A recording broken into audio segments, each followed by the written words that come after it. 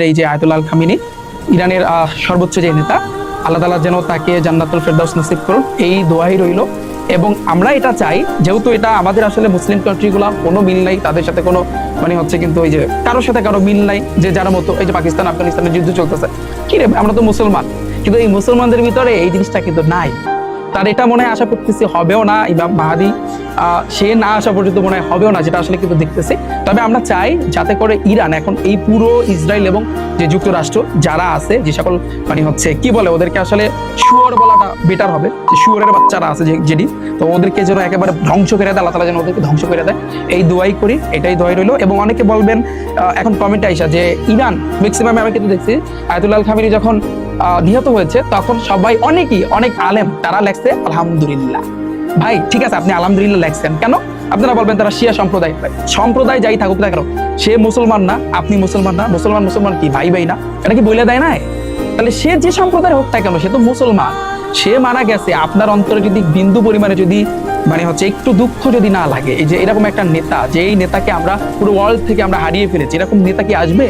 বিন্দু পরিমাণ আপনার মনের ভিতরে নাই, তাহলে আপনি কি মুসলমান? আমি তো এইটাই বুঝতেছি না। তো এইটাই এই আলেম সমাজে জাহান্নামে যাইবে সারাদিন, ওই যে এইতে মসজিদে যে মাথাটা আইলেও কাজ হইব না, বুঝছেন না? যে আপনারা হচ্ছে ওই যে কি বলে এই যে কত বছর জানি হচ্ছে টানা ইবাদত করতে রয়েছে, তাহাজ্জুদ থেকে স্টার্ট করে সব ইবাদত করছে, কিন্তু তারপরও সে জাহান্নামে গেছে। কেন জাহান্নামে গেছে? এত সোজা? হ্যাঁ, তো নিজেদেরকে ঠিক করেন, এই যে সবাই একসাথে হওয়ার চেষ্টা করেন।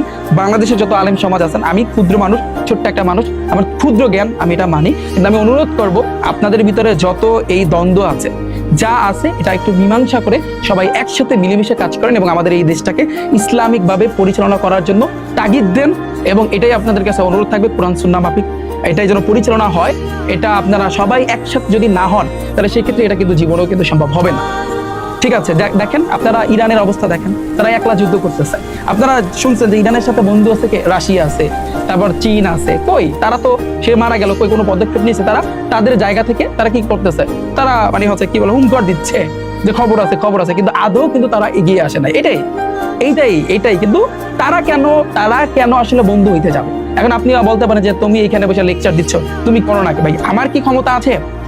কিন্তু আমার ক্ষমতা থাকতো তখনই যদি আমরা মুসলমানরা সবাই যখন একসাথে থাকতাম, তাহলে কিন্তু আমার ক্ষমতা থাকতো। আমরা তো একসাথে নাই। আপনি বাইরে যাওয়া লাগবে না, আপনি বাংলাদেশের কথা চিন্তা করেন। আলেম সমাজরা দেখেন এক একজনকে দেখলে মুখ ফিরায় নাই, কি একটা অবস্থা চিন্তা করতে পারেন আপনি? মানে আপনি কোন সমাজে বাস করতেছেন, কোন দেশে আপনি বাস করতেছেন?